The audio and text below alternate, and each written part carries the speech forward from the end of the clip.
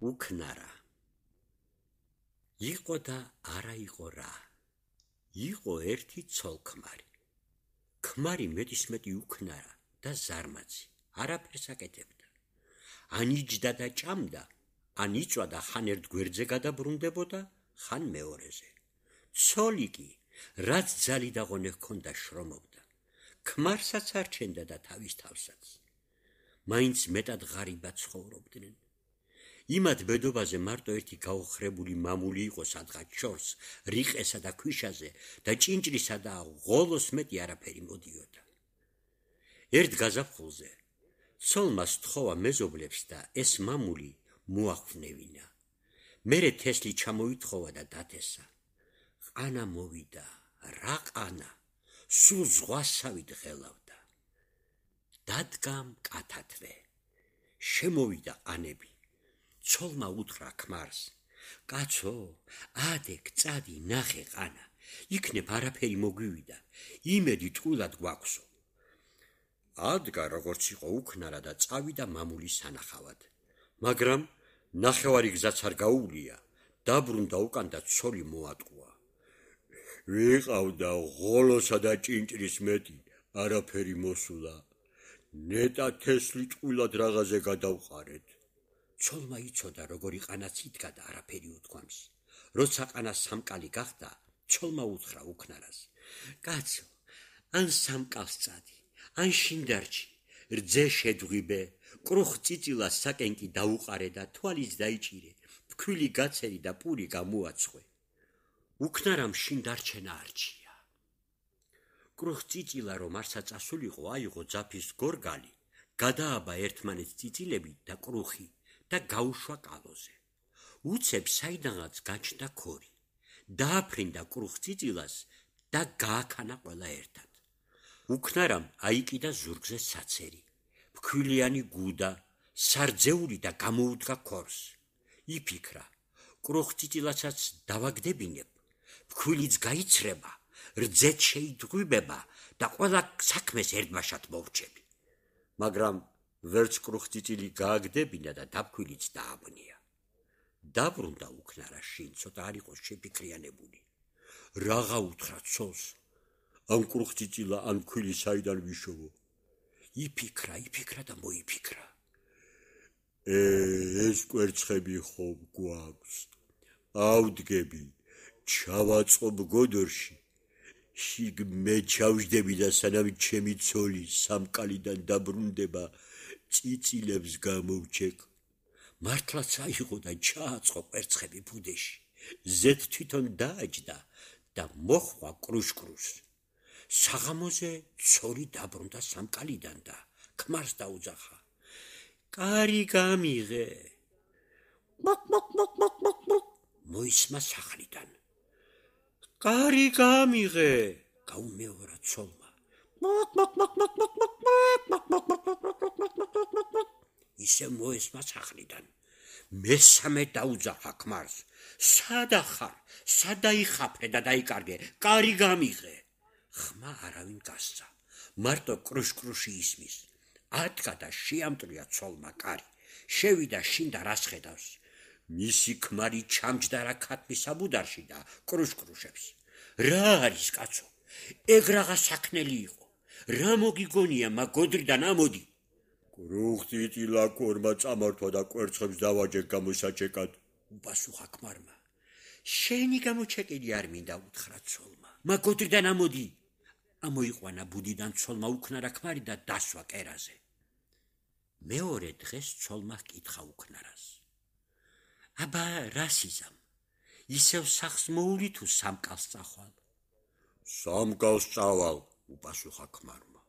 თუ დღეში სამ ქათამს დამიკლავ, ერთ სადილად, ერთ სამხრად და ერთს ვახშმად. იმ მამულს მარტო კამე მომკი.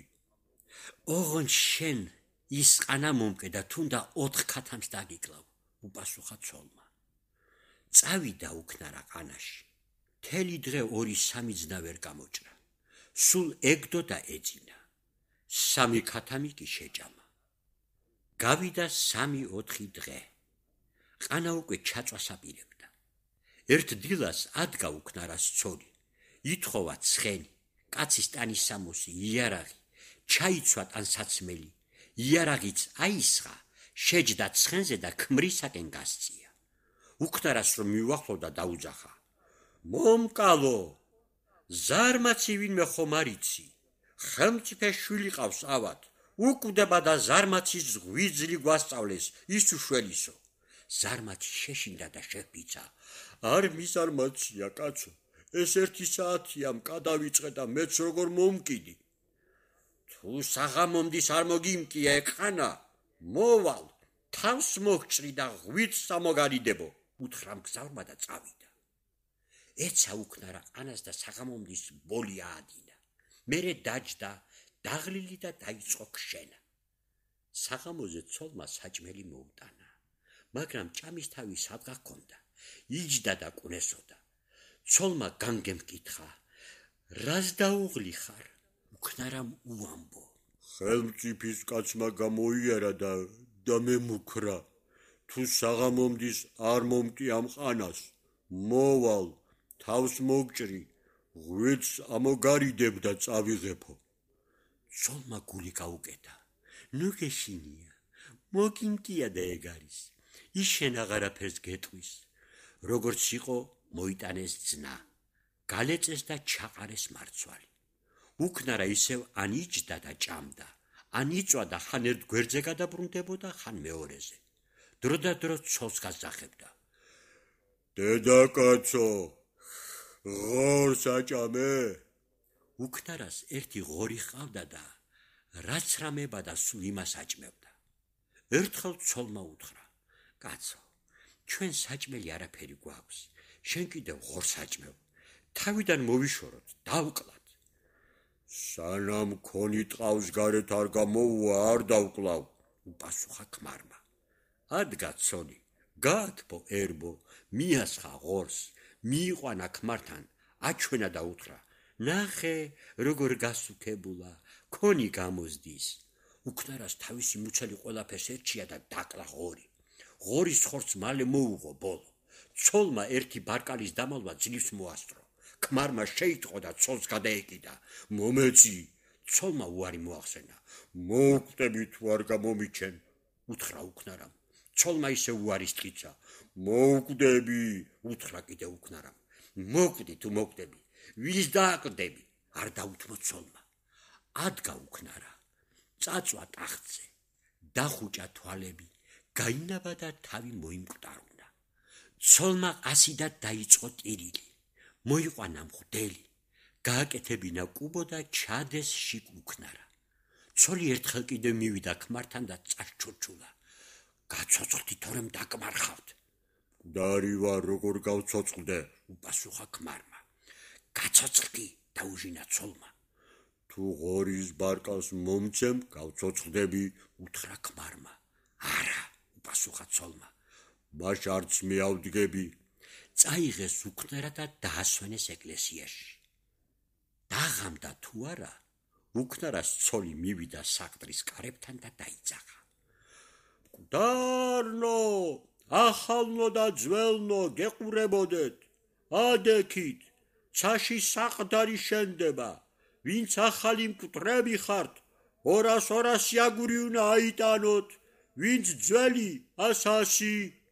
უქნარა მიფიქრა: ვაჟო, აქ 5 აგურსაც ვერ მოვრები ვარ და იქ 200 რა ეშმაკით უნდა ავიტანო. წამოხდა და მოყურცხლა ეკლესიიდან. ის დღე იყო და ის დღე. აღარც მომკვდარა, აღარც ღორის ბარკალი მოუკითხავს და აღარც უგორავია. შრომობდა და იყვნენ ტკბილად და მდიდრად.